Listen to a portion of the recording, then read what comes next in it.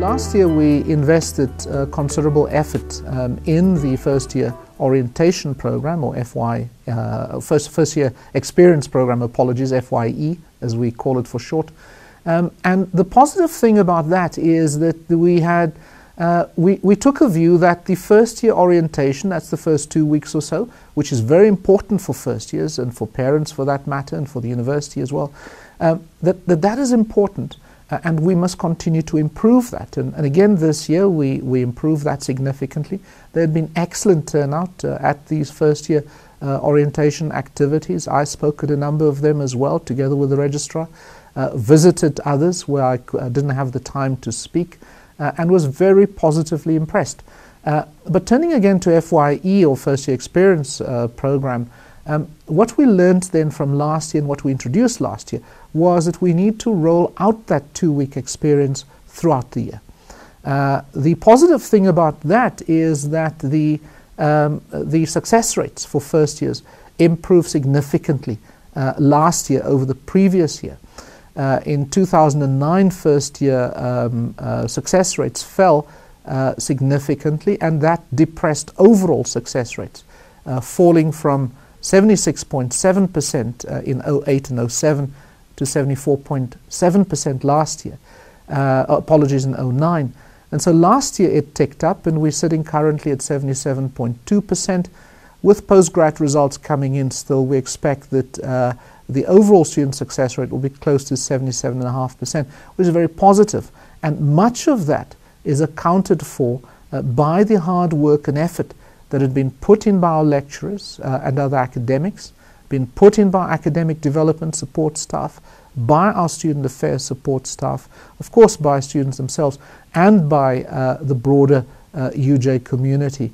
And I am certainly grateful for that commitment and effort, which has resulted in this very positive outcome.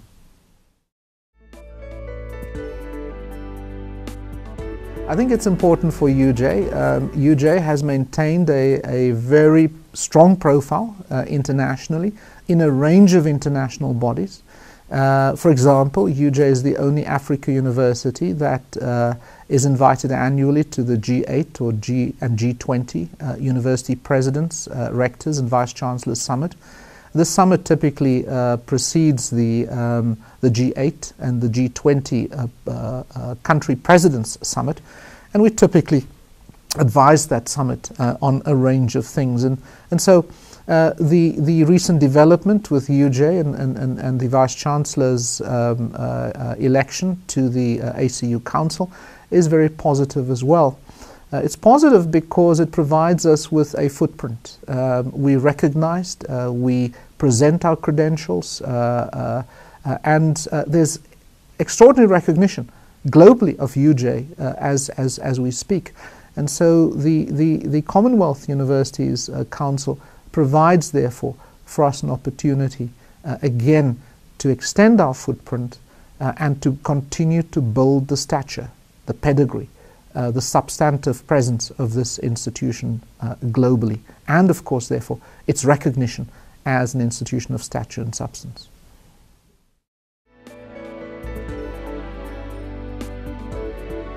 As we know, of course, institutional performance relies and depends on the performance of our staff, academic, professional and support staff. In essence, we have three kinds of or at least that's the theory tells us, and we find that in practice as well. There are three kinds of staffers. They are really your high flyers. These typically will score 80 to 100% on any performance rating. And then, of course, there are what we call the solid citizens. Those are the majority of staff who really simply put in the hard work each day and simply meet the expected performance.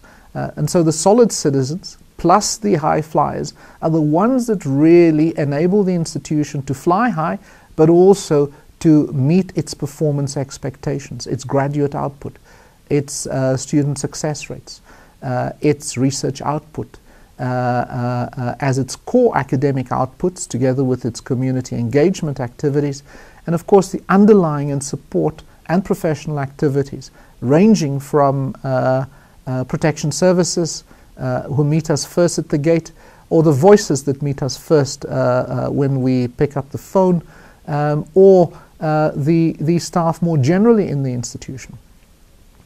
And so roughly we estimate about 80 to 90% of staff in any institution, including UJ, are either solid performers or solid citizens, or they are high flyers performing at the excellent and beyond levels.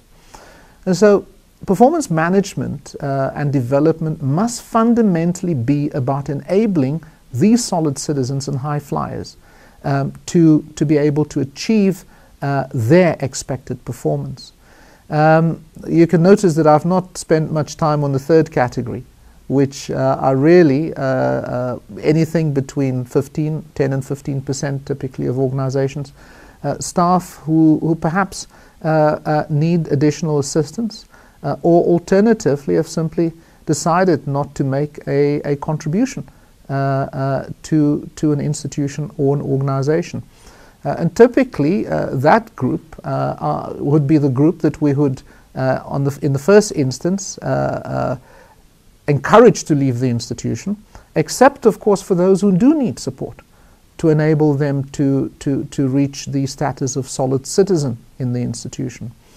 And so we've spent quite a bit of time at our executive leadership group workshop earlier this year, that's in February in fact, where we spent quite a bit of time examining how to recognize the contributions of both solid citizens and excellent contributors or high flyers.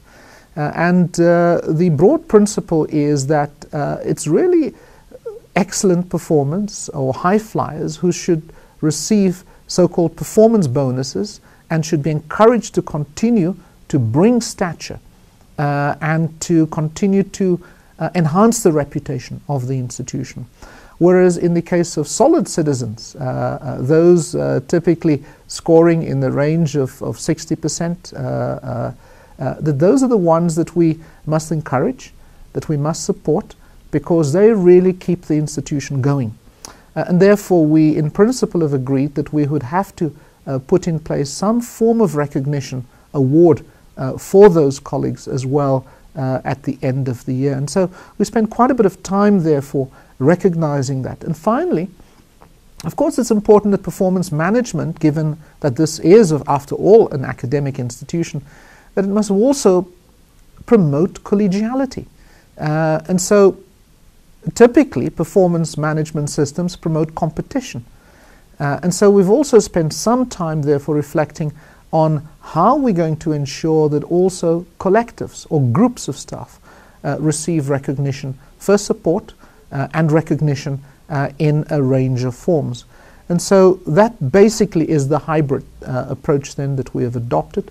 The importance, in summary, of recognizing that performance management is about enabling the institution to drive toward its strategic goals and its targets to be, or its indicators and targets to be achieved in this respect. But it's also fundamentally an academic institution, that's the University of Johannesburg. And so yes, it is about performance and support, but it's also about collegiality, and therefore the importance of recognizing both individuals and groups in the implementation or practical application of our performance development, support and recognition system at UJ. But of course, this work will continue and will continue to refine the instruments that we have at our disposal.